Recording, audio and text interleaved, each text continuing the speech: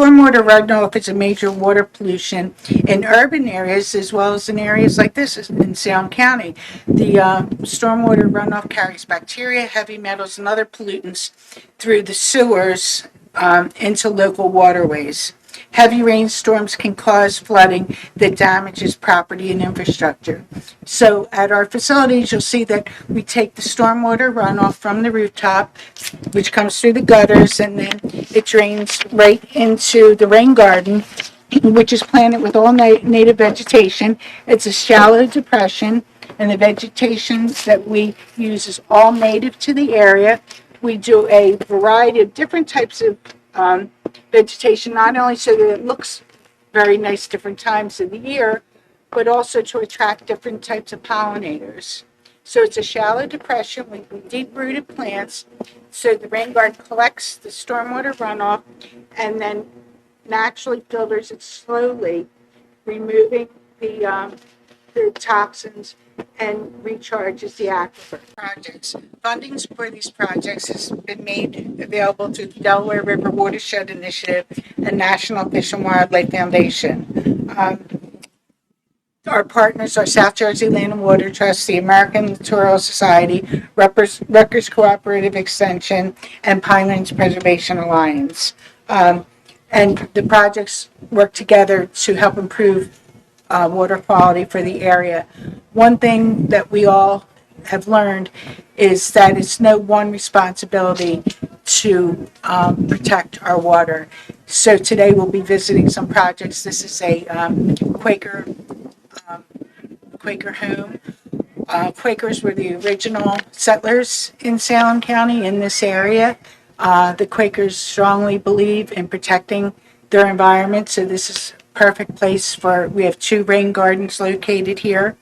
And right across is a school, the Mary Shoemaker Elementary School, where there are also 2 rain gardens.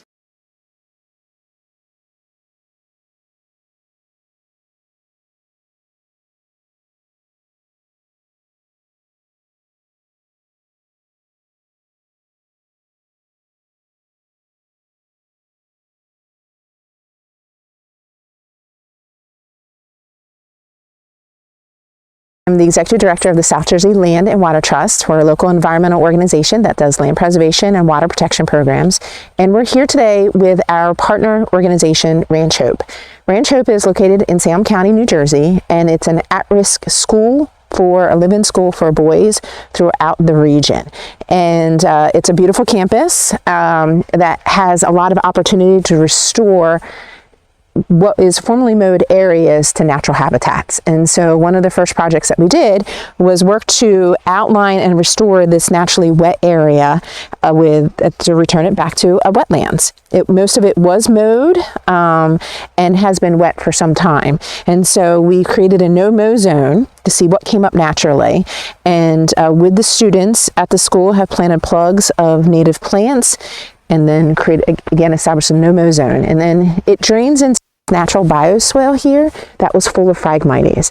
So we're working with our partner, New Jersey Audubon, who has a pesticides license and has come in and is treating the Phragmites with pesticides. It's a project that will take several years. You have to keep coming back every spring when the Phragmites blooms. It's a really difficult species to get rid of. So this is going to be going on for a couple years. And as the wetlands restores, we're going to monitor what comes up naturally and just keep on top of removing the invasives.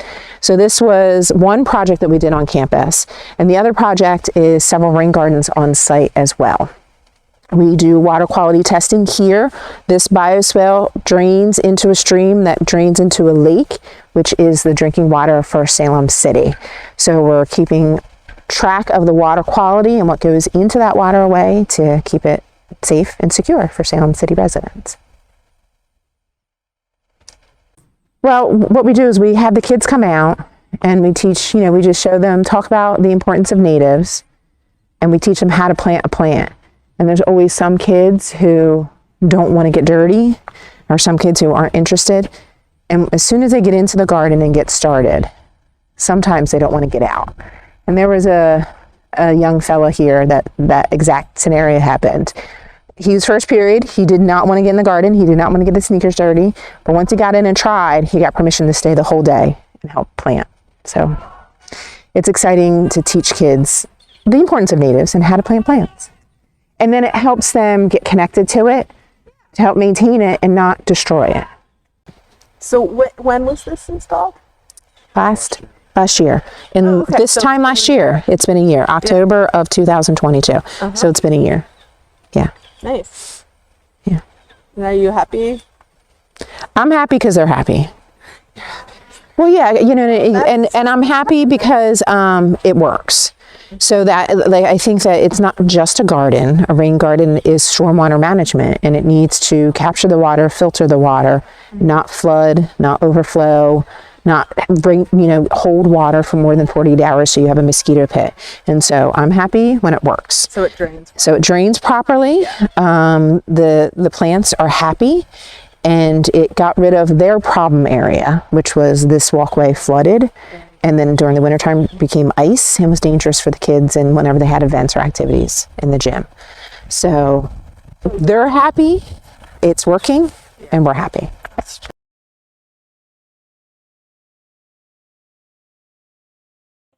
I now at the Woodstown Borough Hall, which is located in Woodstown. This building is well over 100 years old. It may be. So obviously the infrastructure here was very old. And there was a flooding issue that was actually impacting not only the basement of the municipal building where they use storage, but also the neighbors were getting flooding from it. So since we did the rain garden, the flooding problem has been alleviated.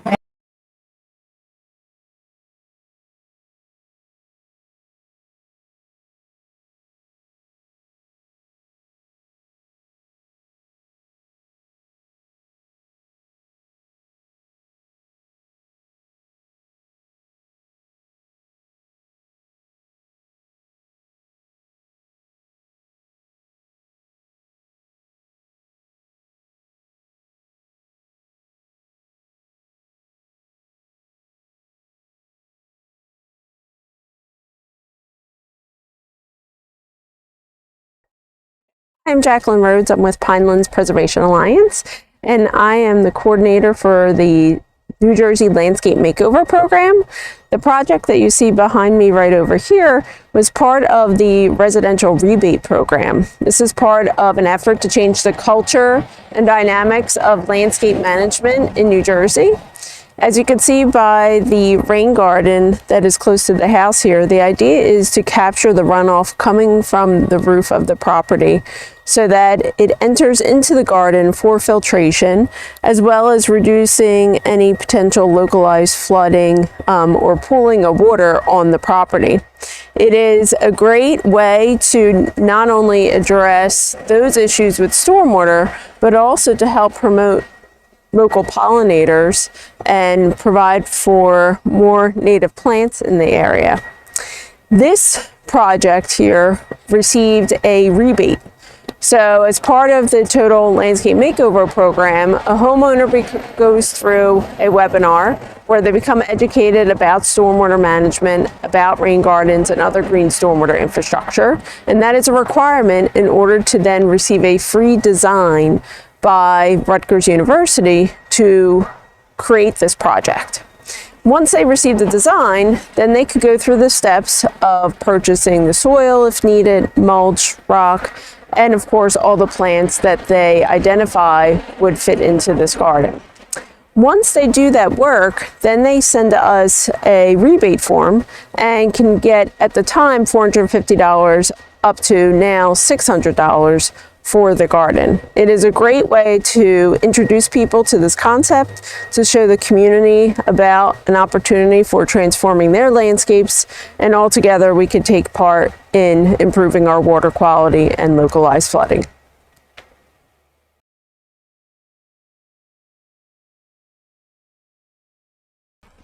Hello, I'm Julianne Donini from Auburn Road Vineyards, and I just wanted to say a few words of thanks and appreciation for this project that was done here on our property. We at Auburn Road try to be one in one with nature, and one of the things that was troubling us was rainwater runoff and where to put it and where to guide it, and it was puddling in areas that were not healthy for our vines or our customers. So we were approached with this project, and it was perfect fit, because what they did is they took basically a vernal pond and made it a beautiful wildflower habitat for bees and butterflies and birds. And now, instead of having a stagnant water, we have a gorgeous bloom of flowers in season.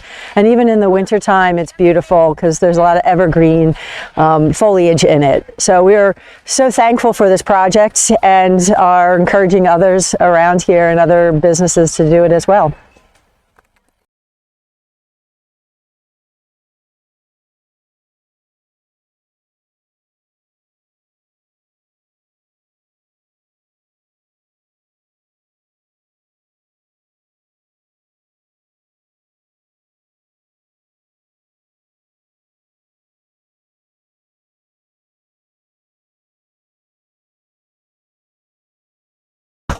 We were approached by Jack, I'm pretty sure. It's been a while. They had funding from the Penn Foundation, and we had the Rutgers impervious study done in our municipality, and I think that was again through the prompting from Jack and funding and Penn. So this was created. It's a little weedy. We haven't been great at maintaining it, but it's doing the job. So you've got all this flow coming from the parking lot area, coming down over here and flowing in and into this whole area here. When it was first installed, it was just mulch. There was none of this rock. And we had, torrential downpour, washed all the mulch out. They came back, because Rutgers was instrumental in putting this in. They came back and they installed the stones and did a lot more work. So it's doing its job. We can walk around.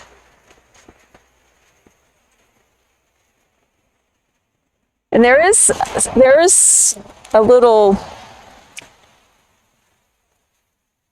I think they actually dug out some area in here to infiltrate the water a little more. Yeah, it does look like there's some sedimentation, which kind of makes sense if it's picking up a bunch of runoff from the parking lot.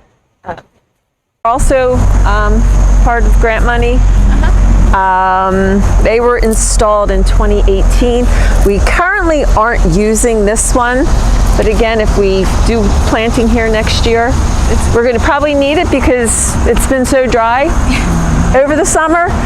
This is our big one. They are maintained. They're winterized. So they're functioning good.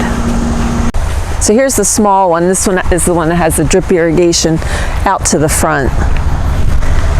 Nice.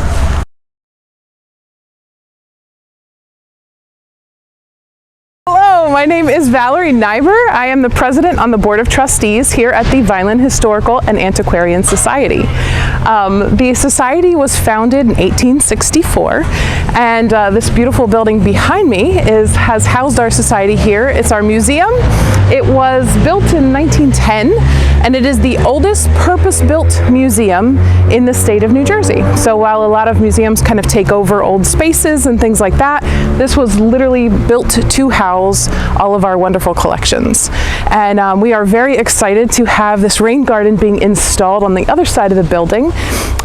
We have a spot there where there's a lot of rain that comes off of this. It's a big old roof up here, and there's a spot over here where we get a lot of water, and the fact that we can then utilize that water to have a beautiful garden that's going to use all that water and help beautify that whole section on that side, and help filter the water, encourage pollinators and things like that. We are very much excited to have that beautification over on that side. Gives us also a chance to talk about some of the local plants and things like that in the area, and maybe bring in some programs that we can also utilize the rain garden being here as well. So thank you so much for all of your help.